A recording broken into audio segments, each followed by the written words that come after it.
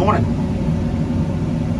Today, I figured I would make a video that I've kind of been thinking about for a while, and I got some time on my hands, so I figured I would make a video while I'm loading trucks today. I don't have no trucks here at the moment. I'm just kind of rearranging my mulch pile, so figured that we'd make a little video and I'd just talk about a topic that I've been thinking about.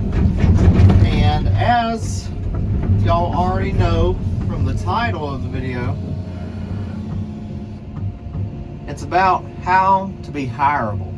And it's 2026 now as of the making of this video, but I feel like this is relevant, has been relevant, and will be relevant in the future. And I'll go ahead and come out and say what I think it is, what matters a lot, sometimes even more than skill. Attitude. And I want y'all to let me know down in the comments, what do you think it is that makes someone hireable in 2026 or just in general? Now, I'm really talking to my blue collar guys and gals and people in the trades, that type of thing. And the reason I'm talking specifically to them is because that's where I'm seeing the need the most. I see people looking for jobs a lot in these groups that I'm in on Facebook, specifically, asking how they can get on in land clearing, heavy equipment, all of this kind of stuff. But in business owner groups that I'm in, I'm also seeing business owners saying something that's very important and very telling about the current situation, and that is they want somebody dependable that'll show up every day that they can teach. This is what they're saying. If they could have somebody they could count on to show up every day, their own words, they're saying they don't mind teaching the rest. They don't mind taking the time to teach somebody. They just want somebody that will show up every day and have a good attitude. Now, that's just what people are saying on Facebook. What about real life situations and scenarios? I can say that I have found that statement to be true for myself. Now, a little background about me, if you're new here. I've been in land clearing approximately 8 or 10 months as of right now. I did not have a lot of experience, I would say hardly any experience, doing this specific type stuff before we moved up here. We recently moved 8 or 10 months ago, and I was able to get this job. I looked for other jobs that were similar to this, but this is the one that I ended up going with, and I'm glad that I did. But this was the first time that I'd done something like this. I had done some land management stuff in the past, and when I was doing that, there would be times when I did mulching, like with a skid steer and stuff and mulching head, and I would clear with that. But we're talking like I have a small stand of pines over here to my left, and I'm not sure if I can spin it around for you to see them or not. Probably not. Yeah, you're not gonna be able to see it, but I'm talking trees that are only arm thick, you know, that a mulcher can just chew up. And what we're in right now is, or what I'm in right now, is full-blown land clearing, trees coming down, grinding them, all that good stuff. So the closest that I'd been to that was a skid steer and mulching, which is still, it's kind of, it's part of land clearing, but it's not land clearing. The other thing that I had most of my experience in, as far as heavy equipment goes, was running a dozer. So I ran a very large dozer, a Liebherr 766. I think it would be compared to like maybe a D9, something like that, D10 maybe. But that was one, and that was when I was doing shift work at the paper mill. So that was one specific dozer doing one specific job.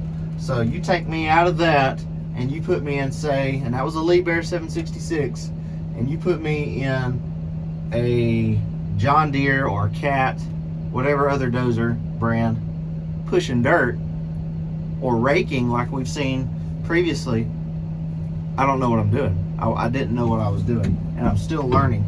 So it's a just because I had literally thousands of hours in a dozer, it doesn't mean I knew what I was doing out here.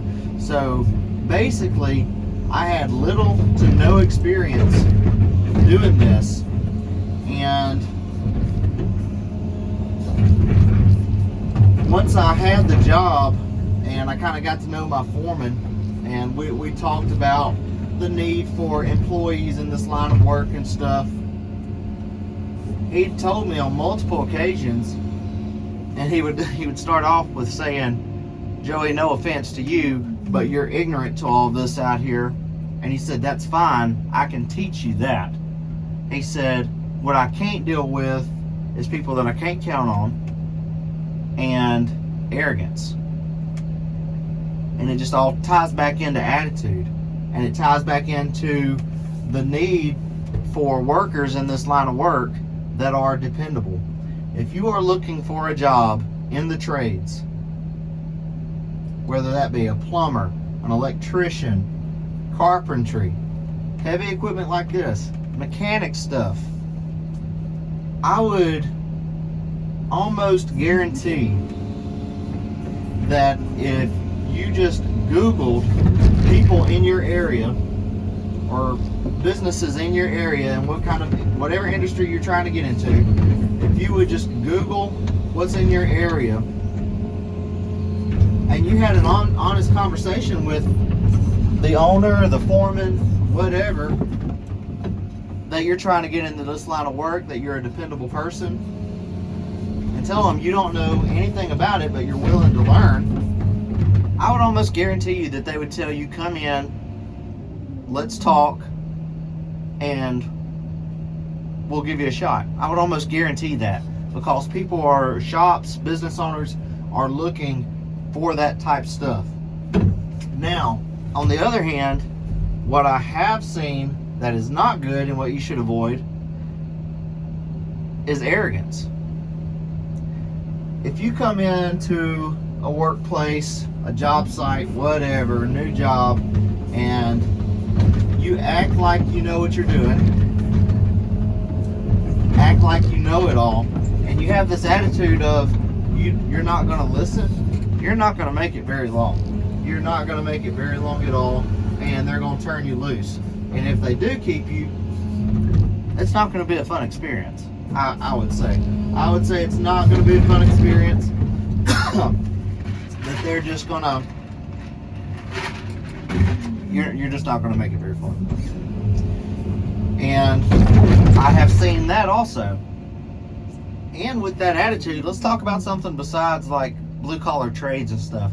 Even in the factories that I've worked in, which has been a few, spent several years doing shift work, 13 years doing shift work, working in a couple of different mills.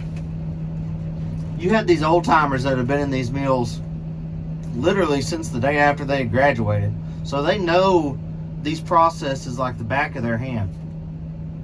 If you have a little arrogant guy come in there, or even an older guy come in there and just not willing to learn, or have a terrible attitude, the people with knowledge are not going to share that with you.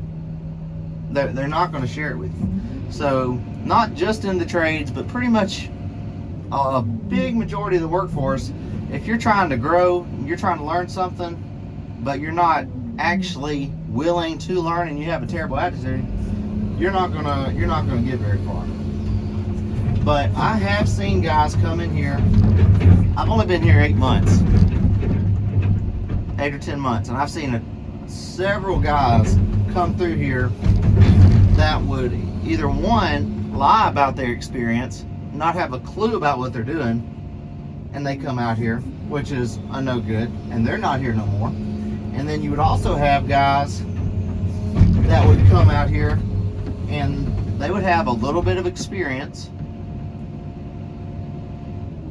but once they got out here, you couldn't teach them anything. And I'm not talking about me, I'm talking about people in authority, foremans, couldn't teach these guys or tell these guys nothing because they had a year of experience doing this kind of work and they thought they knew it all.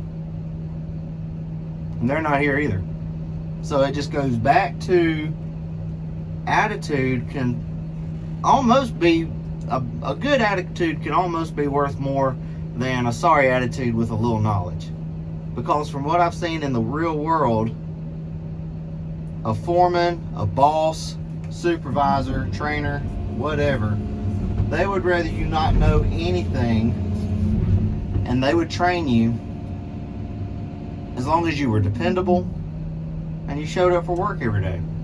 And that, I mean, I see that all the time in these business owner groups that I'm in, is they just can't find people to show up for work. Can't find people to show up for work.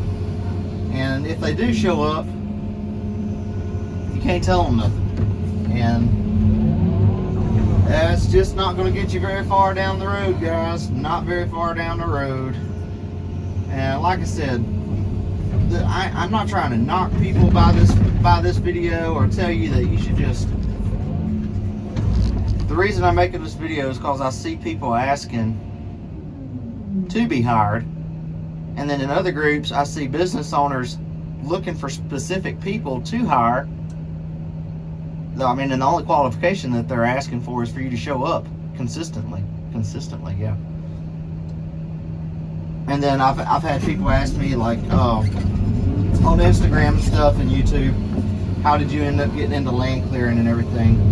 And basically I showed up, was honest with them, told them I didn't have a ton of experience, but that I was willing to learn. And then I came out here, didn't cause any problems, did what I was told,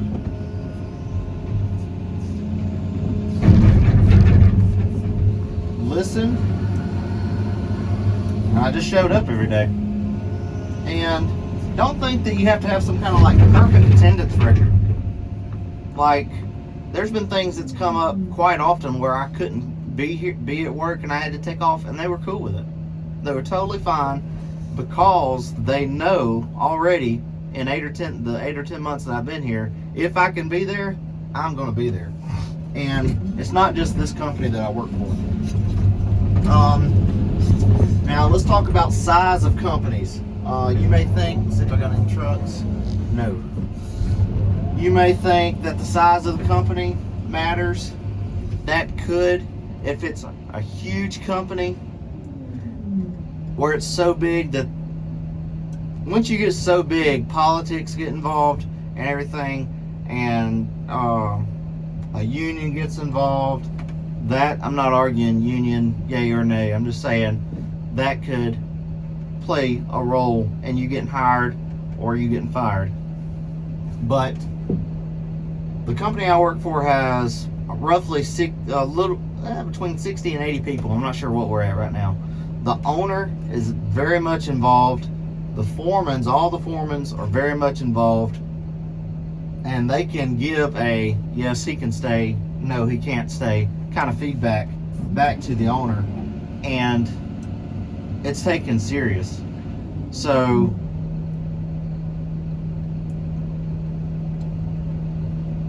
even smaller companies, I mean, they're looking for these type of workers, just people to show up every day, and somebody that they can depend on.